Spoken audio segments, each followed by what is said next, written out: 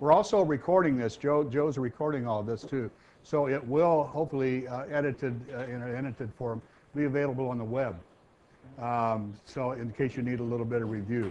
Also too, notice that you all have this manual, which is for you to take home to keep. If you'd like, you can leave it here over the next couple of days because we'll be here tomorrow, Wednesday, and Thursday till noon.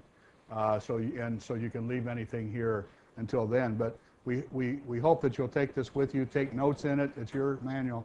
And it's really meant to be a good general basic information source for landscape maintenance. It's geared toward roadside maintenance, but there's a lot in here. For example, if you have your own private companies and so forth, you do weekend work and so forth, there's a lot of good information here on that as well. Just good basic information. We'll be referring to the manual as we go through. We won't necessarily cover this in consecutive chapters. We'll skip around a little bit, but we'll tell you what chapter we're on. So please kind of thumb to that chapter. And the whole purpose of this first workshop here that we're in the next 2.5 days is just to get you familiar with this manual. There are a few differences now that we might be making in how you do things. More suggestions really than anything else.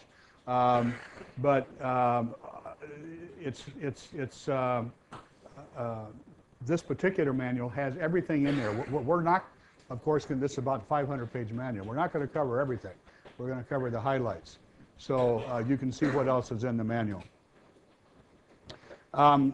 Okay, just want to start out just in a few minutes here, giving you just a sort of an overview of what we'll be doing.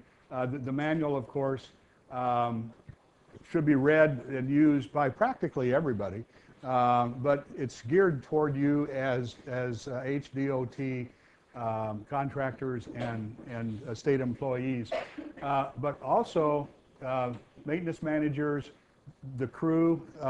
Are most of you crew or supervisors, or how many supervisors do we have for DOT? One?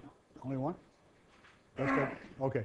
So landscape architects as well too. Hopefully they'll be reading some of this because really there's a lot of good information on planning as well, which is going to reduce maintenance in the long run. Contractors, inspectors, planners. This is meant for all these people. The purpose of the manual in the workshop here, you can look at, and here again, this is all in the manual. This is chapter 4, but 1, 2, 3, 4. And it's all about being a good land steward. Being a good land steward, we'll go through here real quick. It's meaning taking care of the land, making sure that we leave it at least in as good a shape as we receive it. Hopefully in a better shape for our next generations.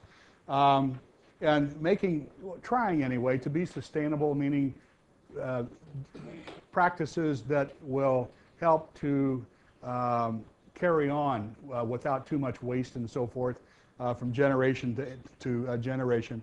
And there's various guidelines in here. We'll talk about the landscape maintenance zone, the LMZ, a little bit. What you're familiar with, the landscape maintenance zone is simply the area that you work in along the roadside. It could be just a few feet underneath the guardrail, or it could be from the roadside out maybe 50 or 60 feet. And we'll talk a little bit about what determines that. So this is the purpose of the manual and this particular workshop, to just familiarize you with some of these things.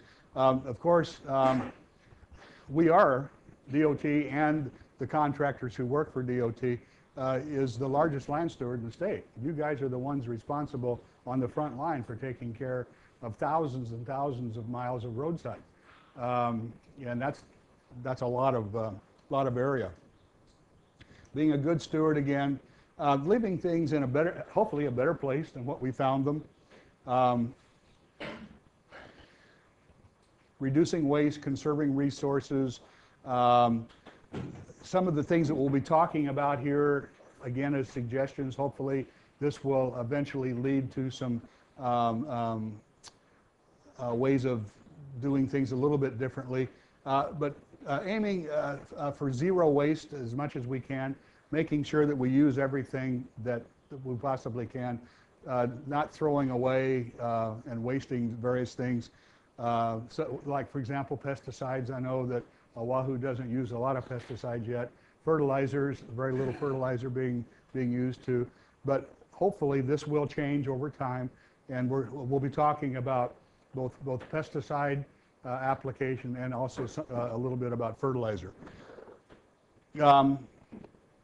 Irrigation systems. They're for those of you that do have an irrigation system on your contract, we'll spend all of Thursday, half a day Thursday, just on irrigation maintenance and repair. And that's probably the largest chapter in your book. I think it's chapter 14.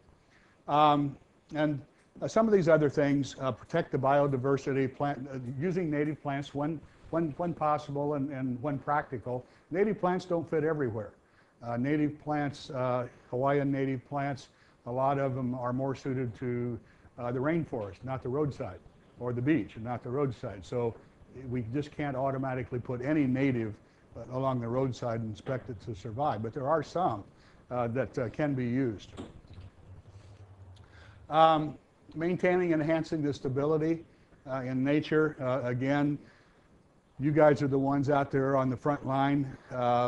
This is what the tourists see. The tourists, ride the roadways, and this is basically what they see. And you guys take care of that. Some of the beautiful views that might be available along the roadside oftentimes are blocked by holly koa and things, that can grow up.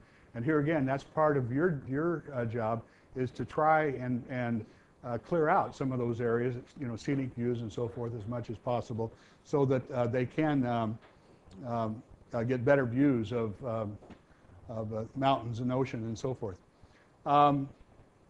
Here again, we're just asking small changes. All can go together over a long period of time to really make a big contribution and a big change. And we're kind of asking you to, is what I'm doing now practical? Does that make sense? Is there a better way to do it? And have an open mind, about small changes. Just because we've done these things for the last 20 years or maybe during your whole career. One of the unfortunate things about landscape training is there is no landscape training oftentimes. You learn it from somebody else who learned it from somebody else, and that may not be the best or the most efficient way to do things. It's the way you do it, and it seems to work, but there may be better and more efficient ways other than those. So consider all the options, and we're going to be, in the 2.5 days here, we're going to be suggesting some of these options that we might make small changes with. Shaheen, I'm sorry. We need to make all that white sometime. Yeah. Okay. Oh, can I click down? Okay. Here again, the purpose of the manual, we've already been through this anyway. So this is what we've talked about before. So no sense in going through it again. Okay. Okay. Here's one slight difference that DOT has made. They've divided up all the roadside into one of 4 different areas. And those areas are going to determine the level of maintenance that's going to be required. The urban area, roadside setting, suburban, rural, and conservation. Those 4 different areas. Depending upon the area that your particular contract is in, would determine the level of maintenance. For example, urban areas, especially coming in from the airport, for example, high visibility areas, we'd like to see a little bit more higher level of maintenance, and we'll talk about some of that. Possibly fertilizing in some of these areas, possibly using different kinds of mowers and edgers and things like that along the curbs, making things a little bit better, competing sort of with the commercial landscapes in high visibility areas, so that there's not this oftentimes big contrast between coming in from the airport and seeing a marked difference between the way it's maintained between roadside and commercial. So these 4 things, by the way, in your manual, this is in here. This particular It's on page 15 in your manual. You might thumb over there to page 15 in your manual. And this is just a summary of the kinds of things we're talking about, differences in each of these 4 landscape maintenance zones: urban, suburban, rural, and conservation. Again, urban, the highest cost and highest maintenance. Some of the things, especially at intersections, main focuses of like downtown coming in, Nimitz Highway, for example, coming down to the bottom of the Poly, coming into town, just those areas there. Most of these areas would not be considered urban. And this is one of the things that DOT would have to decide on, where does urban and where does suburban start, So these areas, again, even suburban, fairly high cost, but less maintenance than the others. Rural, actually in some of these rural areas, there may be some changes where there's not as much being done as there is now. Mowing less often. They're trying to look for no-mow ground covers, for example, no-mow situations where you're not having to mow all the time in rural type areas. Conservation, though, is a different story. That's higher maintenance, because there you're trying to protect the rainforest and so forth, and you're involved in getting rid of invasive species, identifying the invasive species, and that kinds of things. So it's quite a bit different than the rural areas. But here again, these are the standards that have been set up for those 4 areas. This is mainly for managers here trying to decide a mode of action for your work. It's a cycle. Starting out up here at the beginning of the project, evaluating what's already been done. If you decide that what you're doing is good, yes, it's fine. Fine, then go ahead and keep doing what you're doing, but continue to evaluate and document and report. This is all part of your everyday activities anyway. At least the managers are responsible for reporting work progress and so forth. Actually, contractors have a much greater responsibility for reporting because their pay depends upon that. They have to invoice and they have to send their report along with that. State DOT people, your pay doesn't depend upon that, but also it's important for the managers to submit their reports on a weekly or monthly basis just to see what's going on. If you decide that that there's no current practices or what you're doing doesn't work, then reevaluate and determine what will work and adapt and make some changes and apply those, and then do that, and then again reevaluate again. So the whole idea is a continual reevaluation from time to time and a rethinking of how things are done, not just doing things as usual. So we're asking for a little bit more open-mindedness here in just a few of the things that are being done to continually trying to improve things. We'll talk about chapter 14 toward the end of the book, reporting, inspecting, some of the specifications for those areas there.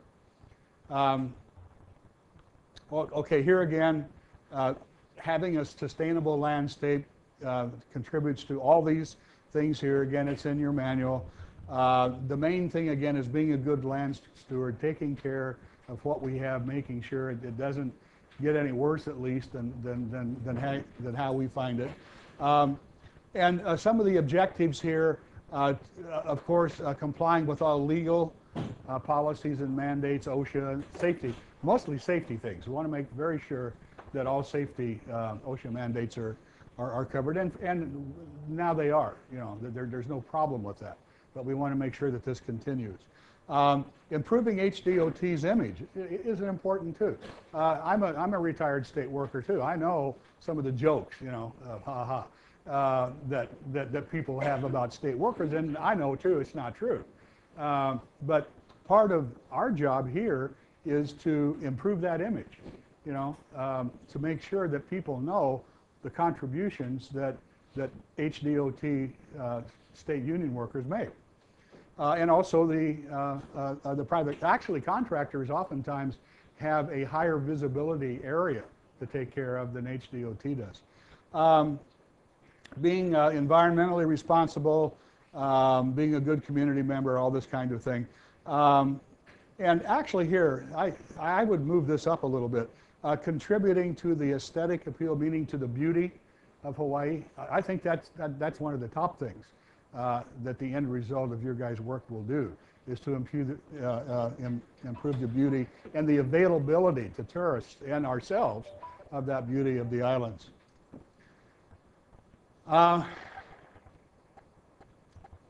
Okay, one of the areas that we'll be talking, one of the things we'll be talking about, this is on page 22 again in your manual. You might thumb over there. It's a little graphic.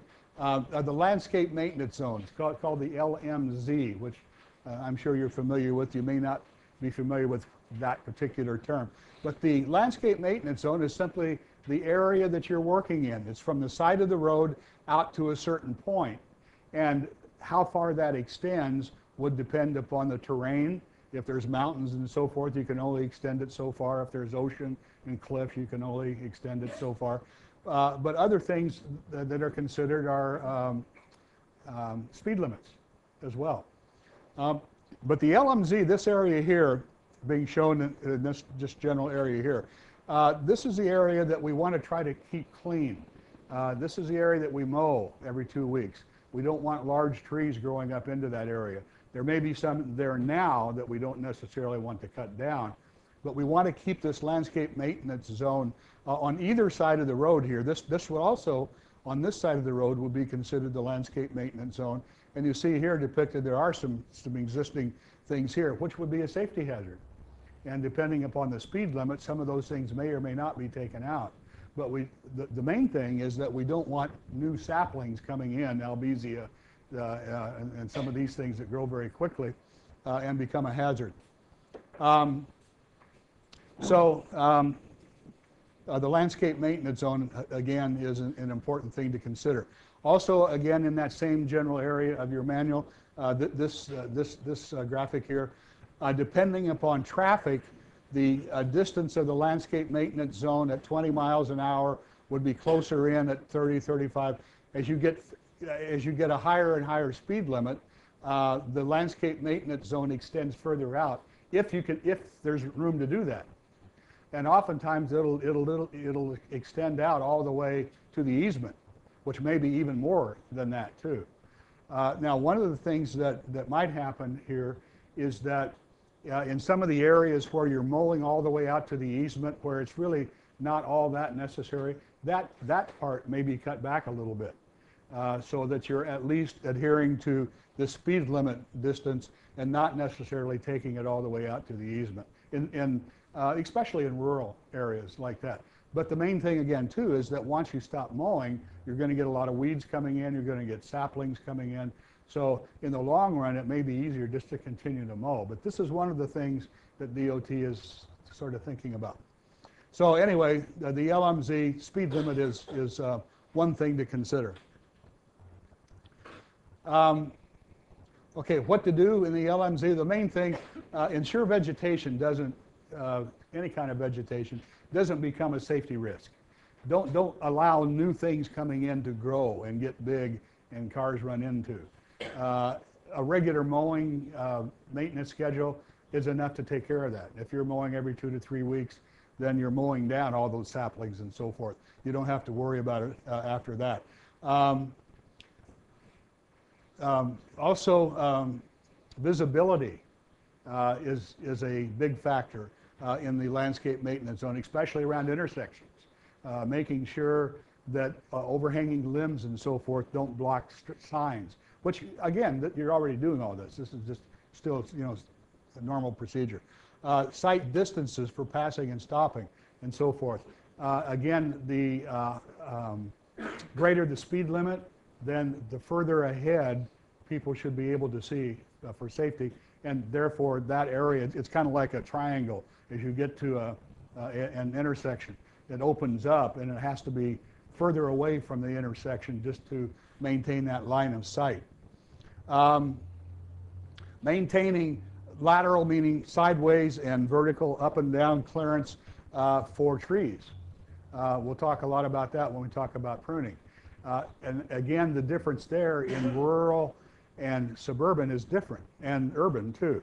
There's different setbacks for trees in urban areas, only like 2 feet along sidewalks and so forth. In rural areas, it can be much more than that, 30 feet or more.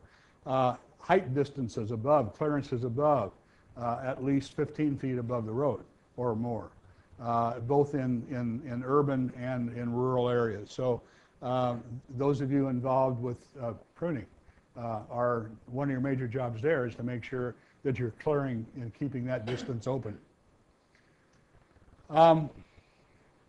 Okay, and here we're just talking about that. Page 25 and 26 talks a little. Now, here we'll talk a lot more about this when we talk about pruning tomorrow. At least 18 inches from the curb in the city areas. Oftentimes you can see this tree kind of leaning out there. That can be a problem. Punahou, if you're familiar with Punahou, that's one of the probably the best examples where these huge monkey pod trees are about this close to the curb, but the limbs come way out over the area, and as limbs grow, they get fatter and fatter, right? So they get lower and lower, and oftentimes they come down low enough as they get old enough where they're under the limit, but it's a huge limb now, you know, so it becomes really a big problem. Height over highways, 17 feet at least. Over sidewalks and so forth, 7 feet. And here again, these are all standard heights that HDOT has determined. And this is what those of you that are involved with pruning and so forth need to make sure is maintained. Here again, a little bit more about the landscape maintenance zone and the distances. Here's a chart. This is on page 30 and 31. This particular chart here is a handy thing to have. If there's space available on the side of the road for the landscape maintenance zone, these are the distances required at intersections. Now, this is intersection distances, not regular roadside. So you can see that at the intersection here, things begin to open up so that this area here is kept clearer than this area back here as you approach the intersection, and again, depending upon the speed limit. Even now, especially at unmarked intersections, where you have, say a stop sign here and a stop sign here, and this is through traffic. If it's a four-way stop or a stoplight, it's a little bit safer there because there is traffic control. But especially where you've got through traffic coming, you want to really make sure that people are aware and are able to see far enough ahead. Keeping things like this, young albizia and so forth, from growing up. And you guys are all aware that some of these trees can grow really, really quick. Unspecified, unless the engineer says not to cut something down in the landscape maintenance zone that's already there, then large trees, large hazard trees should be removed. And by all means, don't let little things like this get big along the roadside or anywhere within the landscape maintenance zone. And again, regular mowing and so forth would be enough to prevent that from happening. But even at this point here, these are young albizias. Those are too big to mow already, right? They're only a couple of years old. So here you're going to have to come in and chop them down, dig them out or whatever, to make sure that they don't get any bigger.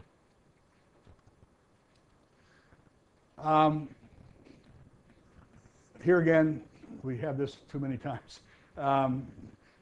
The purpose of the manual in the workshop, again, basically being a good land steward, working efficiently, making sure that we manage invasive species. We'll have a speaker tomorrow that'll come in and talk about invasive species and some of the things that a DOT can do just to identify those particular potential noxious weeds coming into the roadside. That's the most common way that invasive plants come into an area is along the road on cars. seeds and so forth are spread by cars. And you're right there, and the first place that those weeds are going to go is into the roadside, and from there into the rainforest. So here again, the purpose of the manual workshop is here. The way this is going to work here is each presentation will have, which is in the manual, will have a little, some of them will have a little hands-on demonstration, whether it's here in class or outside. Many of them are outside, just to demonstrate some of the things we've talked about. And there'll be, it's not really a quiz, it's a series of questions that we go over with you in class to help you review. It's for you to keep. Hopefully you'll keep it in your manual just for, as a means for review later on. But at the end of each, we'll have a little, what we call a quiz, 10 to 15 questions, true and false, just to help you review a little bit later. On the last day, we'll have about a 10-question evaluation for you to evaluate the workshop and making any suggestions to improve it that you might.